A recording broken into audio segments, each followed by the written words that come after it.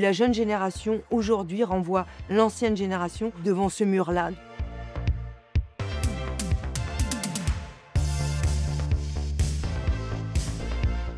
C'était un peu stressant au début parce que j'étais très impressionnée pour tourner avec Javier. Et comme vous avez dit, on n'avait pas répété ensemble, on ne s'avait pas vu depuis 8 mois. Et on a travaillé les personnages, moi toute seule avec Rodrigo et Javier toute seule avec Rodrigo. Donc ces premiers jours-là, les regards et les visages que vous voyez quand je les vois pour la première fois, c'était la première fois que je voyais Javier en tant que Esteban Martinez. C'était très stimulant. Et on a tourné la prise pendant 1h20 sans couper. On avait des règles. On savait qu'on avait 10 pages écrites, tout le reste c'est de l'impro. Et on a mangé de la vraie nourriture, on a commandé de vrai alcool, et les caméras elles étaient cachées, les micros cachés aussi, donc on ne voyait pas un tournage, c'était un vrai resto. Et ça a été super pour commencer les films, de commencer par là. Et à partir d'ici, c'était juste monter et monter chaque fois plus.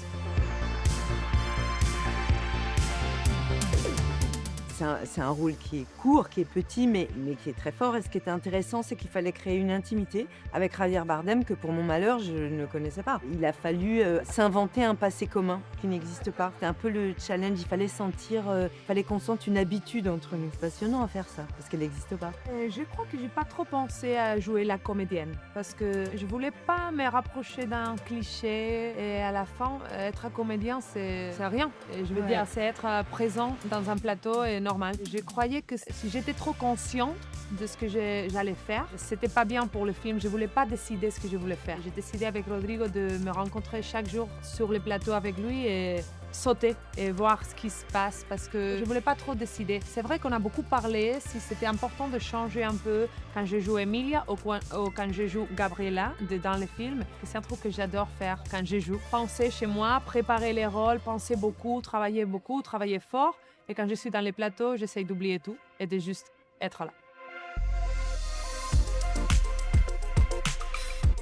Le thème de la masculinité toxique qui ressort très fort du film, il n'est pas au cœur de l'écriture. C'est pas un film là-dessus qu'ils ont écrit. Mais évidemment, si on parle de cinéma, le sujet arrive parce que les plateaux de cinéma sont des endroits super hiérarchisés où les femmes ont mis du temps à se faire une place et où la jeune génération aujourd'hui renvoie l'ancienne génération devant ce mur-là de qu'est-ce qu'on fait des violences et qu'est-ce qu'on fait des abus de pouvoir. Et pour moi, qui appartient à la génération d'avant, celle qui a toléré, encaissé, vu, rien dit, on ne peut pas se défausser. Donc c'est intéressant, c'est nécessaire que la question émerge, mais c'est vous qui l'avez dit très bien, le film il est fort parce que comme dans tous les films de Sorogoyen, il y a une multiplicité de points de vue et qu'il raconte aussi bien la beauté d'un plateau de cinéma que sa violence. Et on peut rendre hommage au cinéma en questionnant notre manière de le faire et c'est ce que fait le film.